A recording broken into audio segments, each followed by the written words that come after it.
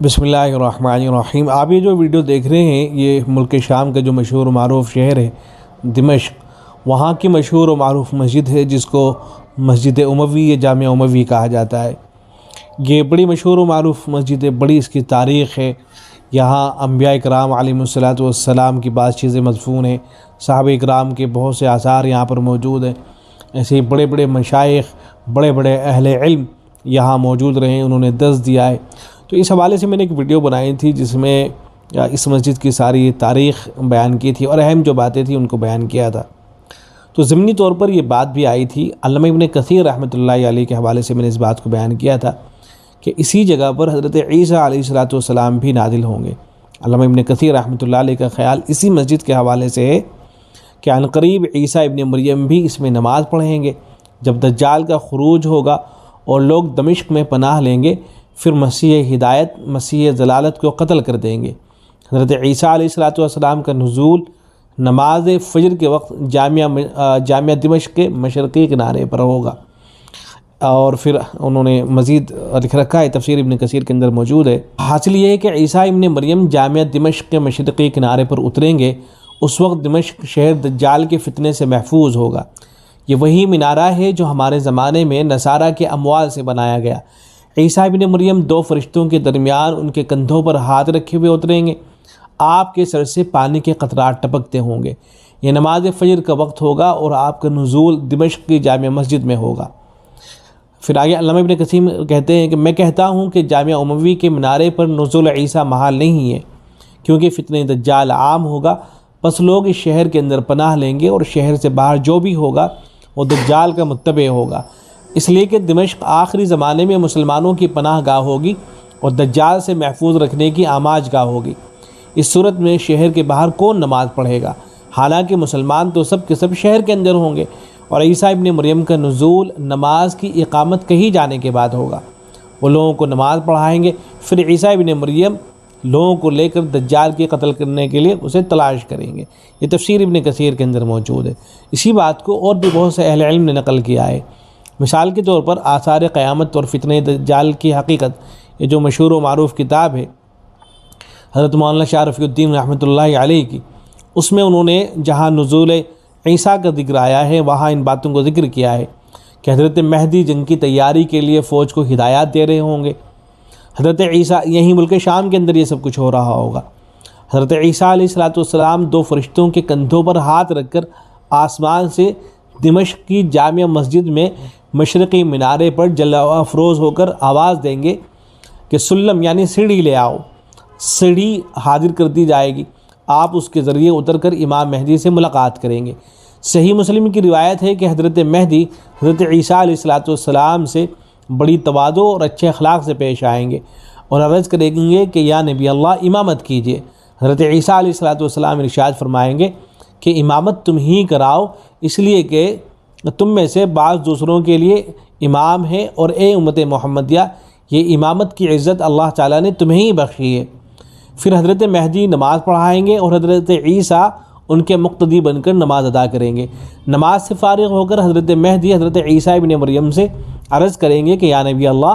اب لشکر کا انتظام آپ کے سپرد ہے، جس طرح آپ چاہیں اس فرید جہاد کو انجام دے۔ وہ فرمائیں گے کہ نہیں، یہ کام بدستور آپ ہی کے سپرد رہے گا، یعنی کمانڈ جو ہوگی وہ حضرت مہدی کے ہاتھ میں رہے گی۔ میں تو صرف دجال کو قتل کرنے کے لیے آیا ہوں، جس کا مارا جانا میرے ہی ہاتھوں سے مقدر ہو چکا ہے۔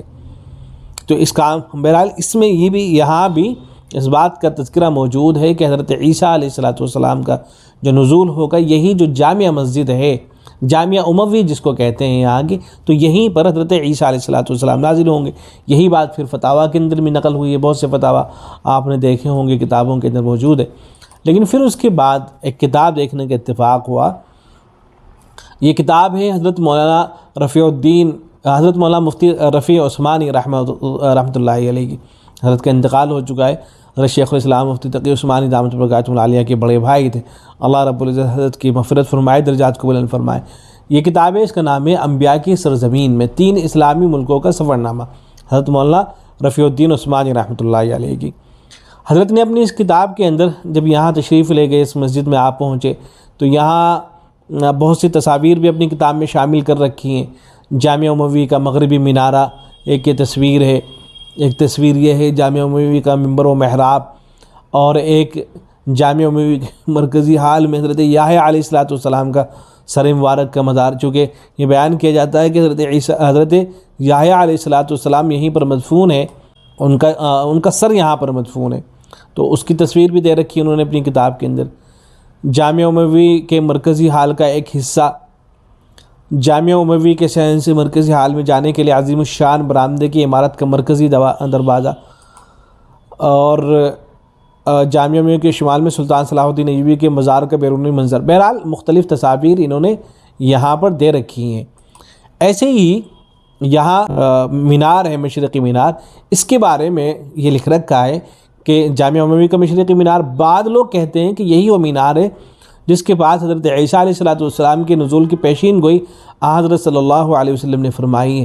مگر روایات سے اس مینار کے متعلق اس بات کی تائید نہیں مل سکی۔ یہ حضرت مولانا شاہ رفیع الدین رحمۃ اللہ، حضرت مفتی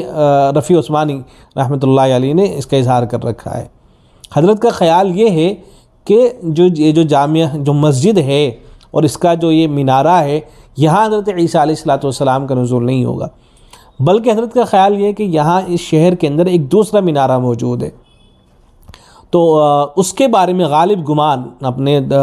اگرچہ یہاں بھی وہ یقینی طور پر تو بات نہیں کہتے ہیں، لیکن غالب گمان کا اظہار اس کے بارے میں حضرت نے کیا ہے۔ چنانچہ وہ تصویر بھی دے رکھی ہے کتاب کے اندر، اور لکھا گیا ہے کہ دمشق شہر کا مشرقی دروازہ جو سن 2 عیسوی میں تعمیر ہوا تھا، دمشق کی فتح کے لیے مسلم مجاہدین اس دروازے سے داخل ہوئے تھے، اور سفید مینارہ جو نظر آ رہا ہے یہ سلطان نور الدین زنگی رحمۃ اللہ علیہ کا بنایا ہوا ہے۔ لوگوں کا غالب گمان یہ ہے کہ صحیح احادیث میں دمشق کے مشرق میں جس سفید مینارے کے پاس حضرت عیسیٰ علیہ السلام کے نازل ہونے کی پیشین گوئی کی گئی ہے، یہی وہ مینارہ ہے۔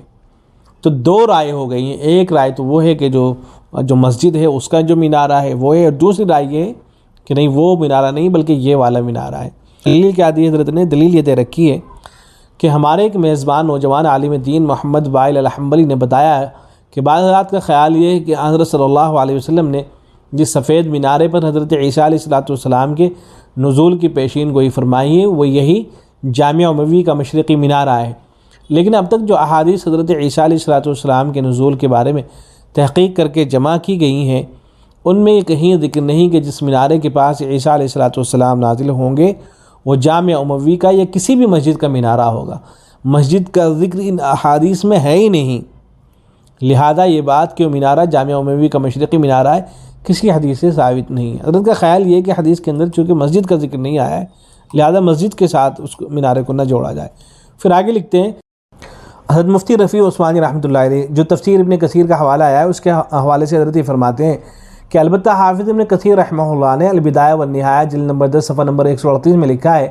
کہ وقد رأیت فی بعض الکتب انہ ینزل علی المنارۃ البیضاء شرقیہ جامع دمشق، یعنی میں نے کسی کتاب میں دیکھا کہ عیسیٰ علیہ السلام اس سفید مینار پر نازل ہوں گے جو جامع دمشق یعنی جامع اموی کے مشرق میں ہے،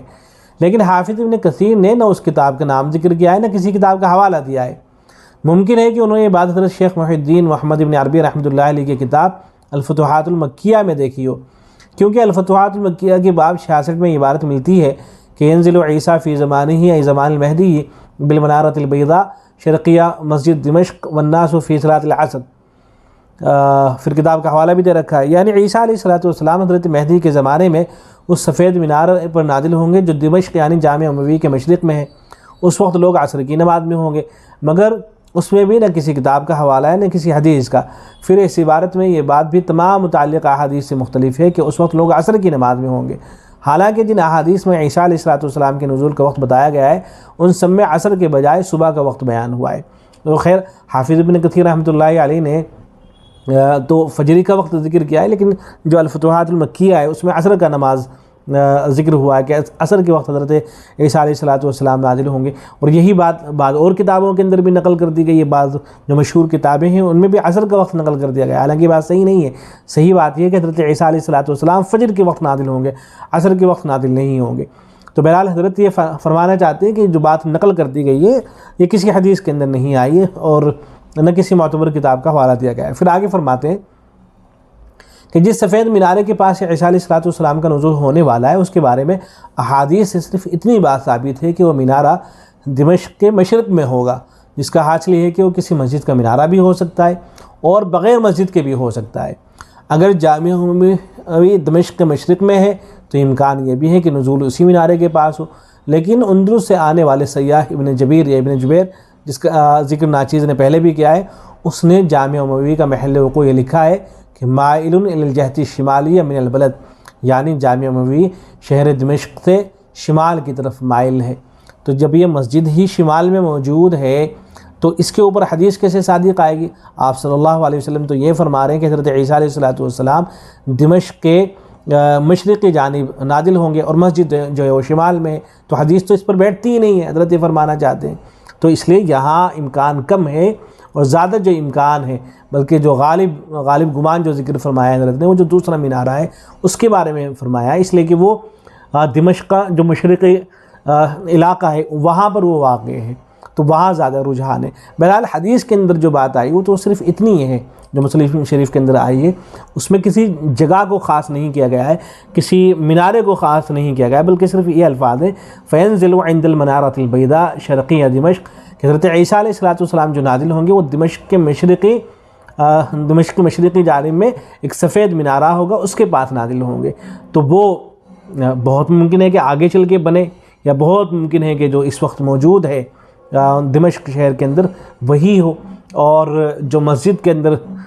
جو مینارہ ہے اس کی بھی بات حضرت نے کی ہے، لیکن وہاں کے امکانات بہت کم ہیں۔